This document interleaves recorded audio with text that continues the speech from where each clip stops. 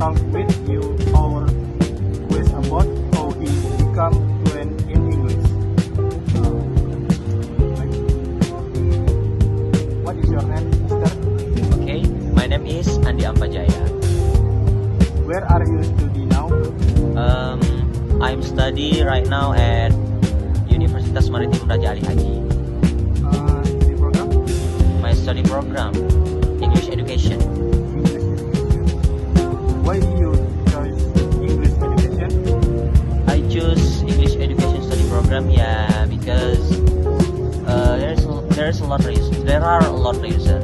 First is because I'm interested in learning English, and second is English is quite hard to be learning. Yeah, that's all. When did you start to be interested in learning English? I start to interesting learning English. I think about when I was at 7 or 8 years old. Yeah, when I was still a child. Next question. In your opinion, what is the most important thing in becoming fluent in English? If we talk about fluent, then the most important thing is practice, of course. Because if we don't practice, we cannot become fluent. Yeah, like if we just quiet, don't talk, don't speak, we can't become fluent. If we just keep our vocabulary, our grammar, our material in our head, just don't speak, we cannot be fluent. So we must practice and we must become. That's it. Most important. Next question. What was the biggest challenge you faced while learning English? My biggest challenge, I think, is there is a lot to. I think first is grammar, of course. Yeah, because in English grammar is not very hard, but not easy to. If you don't study. What was the biggest challenge you faced while learning English? My biggest challenge, there is a lot. First is grammar, because in English grammar is not very hard, but not easy too. Yeah, like if you don't learn it seriously, you can't speak. Don't just speak. You can't speak. You can reading. Maybe you can reading. You can write. But if you speak, that will be awkward, because yeah, English is a language. English is a language. So if we talk about language, the most important thing is speak, and when we speak, grammar is one of the most important thing when we speak English. And another challenge is, I think, vocabulary. Yeah, because in English there are so many vocabulary, and if your vocabulary is just a little, it will be hard to you for becoming fluent. Yeah, so yeah, grammar, vocabulary, and pressure. Sometimes there are many pressure, either from myself or my family or my friend. Pressure can affect a lot. Yeah, if we got pressure, we will be difficult to learn English. Yeah, I think there are for me.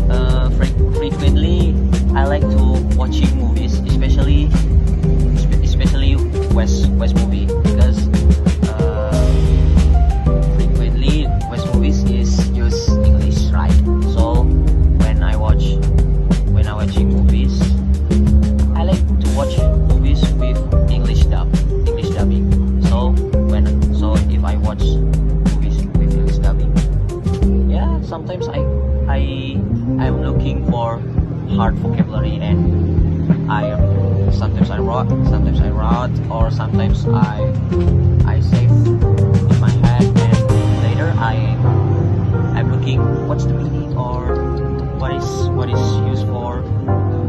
And besides watching movies, I like to listening English songs. Yes, yeah, English songs. Biasanya itu English songs include many hard vocabulary, and from that I can learning English too. I'm looking what is the hardest vocabulary like. Epiphany, for example, that is hard vocabulary, and rarely vocabulary found. Yeah, watching movies, listening English songs, and sometimes I'm doing conversation too. Yeah, by doing conversation, yeah, that will improve our English skills. That's all. Next question. How important is speaking practice compared to learning theory? So important because language is meaning speak up. English is like a language, and language meaning speak up. So if we want to be fluent in English, we must practice. Not just learning the theory. Learning the theory is good too, like writing or reading. But if we just write or read and we don't listen or don't speak, we can't be fluent. We have the material in our head, but kita tidak menggunakannya. So if we want to improve our English, not just learning the theory, but we must practice too. So practice is very, very important.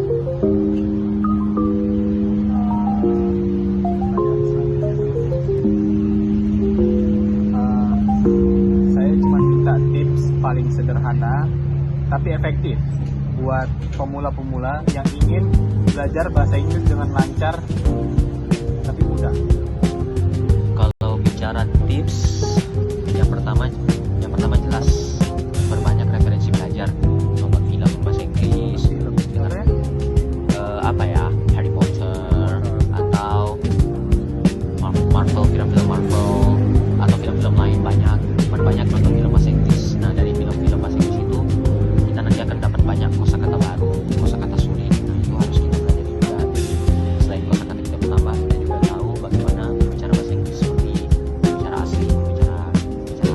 Selain itu dengan lagu bahasa Inggris juga, seperti yang saya bilang di bagian habitat saya, kebiasaan saya. Itu kalau dengerin lagu bahasa Inggris sering-sering tuh, kita pasti telinga kita semakin terasa tidak cuma nonton saja. Jadi dengar juga, kalau dengar dapat kosakata sulit kayak Epiphany contohnya, atau banyak lagi lah dengan kosakata sulit dalam lagu-lagu orang asing. Jadi kalau kita belajar dari lagu, kita cari kosakata sulit artinya biasanya digunakan dalam bentuk apa, itu juga bisa membantu kita meningkatkan bahasa Inggris. Selain nonton film dan dengar lagu, nah ini sebenarnya yang paling penting sih untuk saya, berbicara.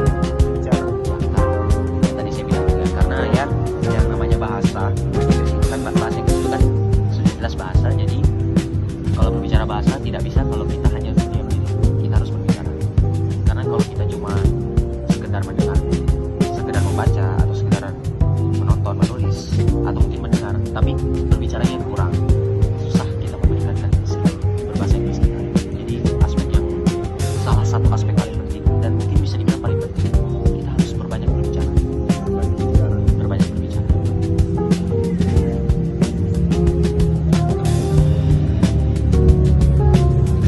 Bang, boleh nggak kasih saran di saya? Saya ini kan udah ada skill bahasa Inggris. Nah, terus sampai sekarang saya nggak lancar ngomong bahasa Inggris itu. Gimana itu, Bang? Oh, berarti memang udah lama ngeles tapi sampai sekarang belum lancar ya ngomong bahasa Inggris. Kalau itu sih banyak faktor. Pertama karena kurang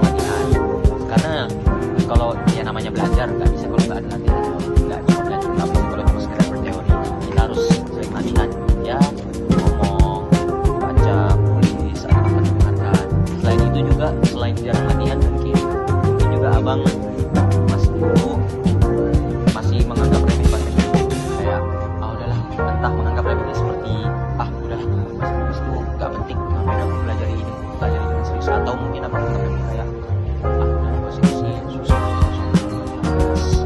Itu juga bisa mempengaruhi skill kita karena ya dengan ajaran latihan itu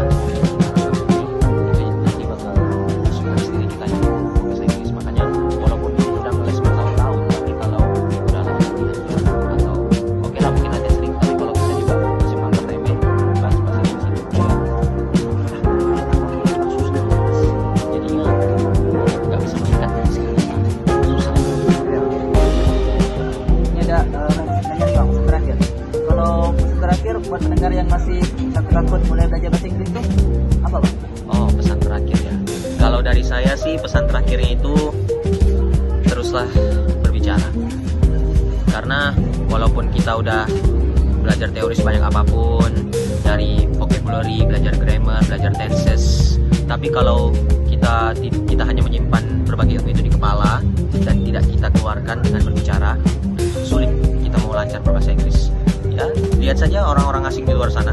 Mereka walaupun orang asli seperti orang-orang Inggris Raya atau orang Amerika, mereka juga masih sering salah dalam berbahasa Inggris. Tapi kelebihan mereka adalah mereka tidak takut untuk berbicara. Mereka berani untuk speak up.